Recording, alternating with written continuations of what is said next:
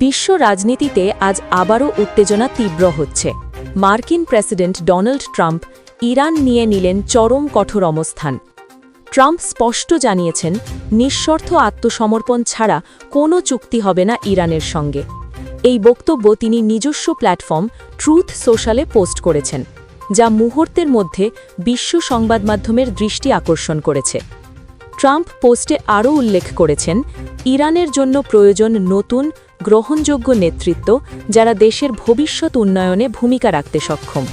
তিনি বলেছেন, আমরা চাই এমন নেতা যিনি সত্যিই দেশকে সমৃদ্ধ, শক্তিশালী এবং স্থিতিশীল করতে পারবেন। আমাদের প্রত্যাশা, একজন মহান এবং গ্রহণযোগ্য নেতা নির্বাচনের মাধ্যমে ইরানকে নতুন দিশা দেওয়া হবে। প্রেসিডেন্ট ট্রাম্প আরও লিখেছেন, আত্মসমর্পণের পর এবং একজন মহান নেতা নির্বাচনের পর আমরা এবং আমাদের অনেক চমৎকার ও অত্যন্ত সাহসী মিত্র ও অংশীদাররা ইরানকে ধ্বংসের দ্বারপ্রান্ত থেকে ফিরিয়ে আনতে অক্লান্ত পরিশ্রম করব।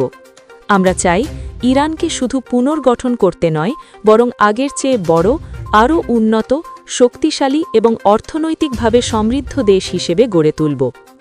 ট্রাম্পের মতে এই পরিকল্পনা কেবলই সামরিক বা কূটনৈতিক নয়, বরং এটি হবে ইরানের সামগ্রিক উন্নয়নের একটি দৃষ্টান্ত, যাতে দেশটি আন্তর্জাতিক ক্ষেত্রে তার স্থান শক্তিশালী করতে পারে।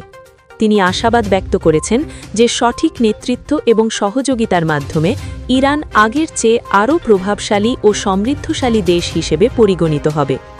শেষে ট্রাম্প লিখেছেন, ইরানের ভবিষ্যৎ উজ্জ্বল হবে। মেক ইরান গ্রেট অ্যাগেন বা MIGA, এই কথায় তিনি নতুন আশা এবং উচ্চাকাঙ্ক্ষার বার্তা দিয়েছেন। বিশ্লেষকরা বলছেন, ট্রাম্পের এই কঠোর অবস্থান এবং নতুন নেতৃত্ব নির্বাচনের আহ্বান বিশ্ব রাজনীতিতে নতুন দিক নির্দেশনা এনে দিতে পারে। ইরানকে ধ্বংসের হাত থেকে ফিরিয়ে আনা এবং আগের চেয়ে শক্তিশালী রাষ্ট্রে পরিণত করার তার পরিকল্পনা আন্তর্জাতিক কূটনীতি ও অর্থনীতির ওপর গভীর প্রভাব ফেলতে পারে।